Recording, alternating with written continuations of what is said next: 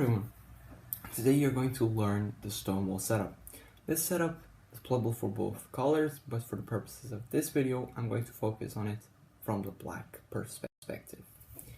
So this opening cannot be played against e4, for reasons you will understand a bit later. Against e4, I recommend you my video on the French defense. I'll leave linked to that in the description, but let's say they play this move d4. Here we'll play this move f5. The idea is to get the knight behind the pawn to help control e4 even more. Whenever you see like a move like knight c3 preparing e4, just immediately shut everything down. Shut the center operations down and just lock it up. So they play knight f3, knight f6, they play e3, very something very solid. You see this, and castles, right? So they play b3, trying to integrate the bishop to b2. Here we're just going to play this move c6, and we have completed this setup. Say they play here, we're just going to get our knight to e4, and this is the Stonewall structure in its most basic shape of form. So basically the ideas here are that the pieces are like that. The pieces are just pointing towards the king side, right? And we're going to use them.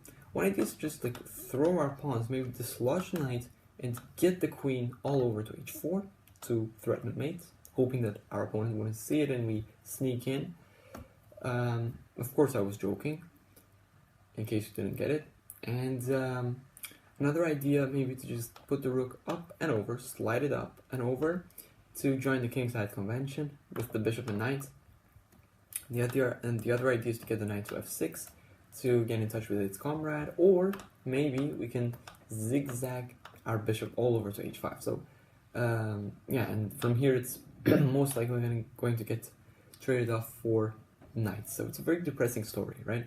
You imagine you're a light squared bishop in a black stone wall, and all the pawns are the same color as you. You're basically born in a minefield, right? You just cannot move anywhere like this, right? Because that would be illegal and you would be arrested in chess courts. That would be something fun though. Chess courts. And you gotta work your whole life to just get to an active square. All that for you to just be sent in to trade yourself for a knight, which only moved one damn time. Yeah, enough with the sympathy, let's just continue. So this is basically a structure, and you should learn to associate the Stonewall with this pawn structure, right? If you're having trouble doing that, you can basically take help from the graph of a patient's heartbeat rate. It's like going beep, beep, right? It's going up and down, and it's exactly the same way. And yeah, that's basically it. We've got a great clamp, and that's again the reason why we started off with f5 and then knight f6. Let's say that they challenge our structure a little bit more. So let's first say they play c4, so that their knight develops behind their pawn. Here we'll play e6, preparing d5, and immediate d5 will of course be met by takes, and this is not good. So let's say they play e6, knight to c3, d5. And here let's say they play bishop 4. This is a very tricky way to play against the Stonewall, of course, and here you may say, why is it tricky? I just play knight f6, but then you're going to play knight b5 and you're getting fright livered. Of course it's reversed, the color is reversed. So even though here you're still fine after this, I guess, but you can just sidestep all of this bullshit with just playing c6 and moving your pawns in the first 4 moves of the game exactly how you should do it before developing any of your pieces. Sarcasm, obviously. And also, one general point is that like whenever you try to take, right, if it's possible for you tactically, it's better to take like this, right? So firstly, that this pawn is a bit backward, it's kind of push forward, so we get rid of it. The knight still doesn't get to go to this square, and we have control over the e file. Maybe at the end we get some rook here and a knight onto e4. So that's just a simple point about that. We're just going to play c6, let's say they play knight f3, knight f6, e3, and here we're not going to play bishop d6 and trade, we're going to play bishop e7 instead. And let's say they play bishop d3, and after castles, we're going to use this bishop on f4 as a target. We're going to play this move knight e4, and we're going for this move g5, maybe g4, and just continue attacking them, bulldozing them, maybe h5, h4, right, if possible. So here, this is a very aggressive all-out approach, so I would recommend before you just go out on a full-on assault, just maybe get your knight out, maybe just develop a little bit more before getting into that state. You see how peacefully White's developed? We've just moved our pawns in the open. Seriously. So yeah, this is basically the way they're gonna really play. There are not so many dangerous structures against it, but again, you have to know not to just copy the moves I tell you, and just not pre-move them, and just look at what your opponent is doing. Sometimes maybe you have to change your moves. Maybe you should even refrain from playing a stone wall, because that would give you a better position. You should always be flexible like that. This is basically really the way they can play. However, there are some things they can do, some annoying things, right?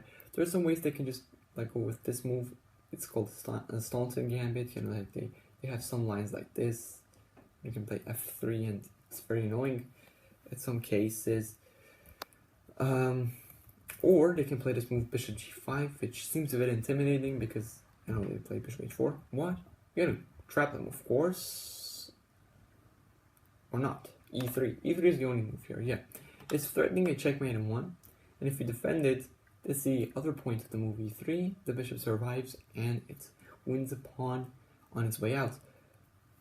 And so we do not want this, really. So, against this move, in this position, we can, technically, we can avoid f5 right now, and play this more popular move, of course, d4, and let's say they play the Queen's Gambit against us, we are going to play f5 whenever they're going to get this in. Whenever they're going to get this in, and it's just the same thing, right? So this was it against d4, of course. Against c4, you just can play this move f5 and get the same thing. You just have to make sure you prepare this move with most likely e6, but sometimes c6. Also, there's this move, knight to f3, right? Here you cannot really headlessly just play this move f5, because now White would say, I haven't committed my center pawns. I do not have to play d4. I can play d3. And you say, uh-oh, e4 is coming. That was the whole point of our opening, to stop e4. And here, let's say we play d5, right? Or just knight f6, right? It's just going to be, you're going to strike back immediately, and you say, doesn't that hang a pawn? It does, but it's a very dangerous line where you are getting bulldozed in just 6 moves, right? Their idea is to take on h7 and then either go with bishop g6 check or queen h5 check, depending on what move you choose. So I would of course prefer not to go into these complications. Against knight f3, I actually prefer not to just play the stone wall at all, play this move knight to f6, and go for a King's Indian defense. For example, if they're going to play d3, we can play this move g6, and after e4, we're going to stop these ideas. So knight f3, bishop d7, and you see this is a worse version of the Pyrrhic defense. Say we're going to go here, and we're just sort of better compared to a normal Pyrrhic defense because they've moved the pawn twice. Let's say we just, as an illustration, we're going to play a standard Pyrrhic defense. This is a position, right? And let me find a position. Where is it, man? Wait a second. Knight f3. Here it is. So basically, this is one position, and this is one position. Both of them, just the structure is the same, but if you look at this, it's saying already open. The other one, it's saying Pyrrhic defense. The reason for this is that in this position, right, it is white to move. Like there are bishop c4, bishop e2, there are many moves. But in this position, it is black to move, which is of course better for black, because we get an extra move.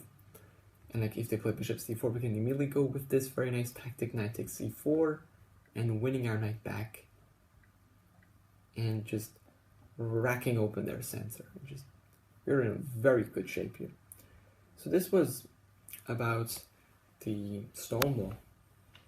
So thank you for watching this far, and to basically just tell you this, an overview, right, of everything we did, was basically that we would, let me just get you to this position, we would try to get this pawn like this, right, and whenever they try e4, we just lock it up, right, whenever they try to play e4, we lock it up with d5, and just develop our knights, get our bishop to d6, and short castle,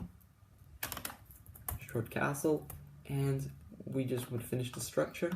Remember a patience heartbeat graph, and this knight on e4 is very important. Some ideas of just playing on the king side, right? This is where you're going at. That's very good. And also, there's sometimes some tricky systems against this with c4, right? And then bishop f4. This one. We should always be on the watch out for threats and to just keep them out.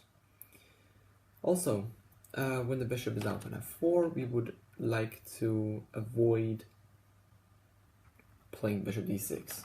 We'll play bishop e7 and we'll have a very nice game. And we'll try to basically use the bishop as a target and just play knight e4, g5, or h6, g5, and just kick it away, right? So that's how we're going to do this. And again, also the d4, f5, there's some dangers with bishop g5 or e4, so we can also change the move order to avoid such complications. And to, again, make sure we stop e4. So yeah, that was all. Thank you for watching this far. I hope you enjoyed it and you learned something from it that you perhaps can use in your next game. And as always, thanks for your support. I would really appreciate it if you like and subscribe and share it to a friend who you may think would find this helpful. And for a prompt for you, who is your favorite chess player? Thanks for watching.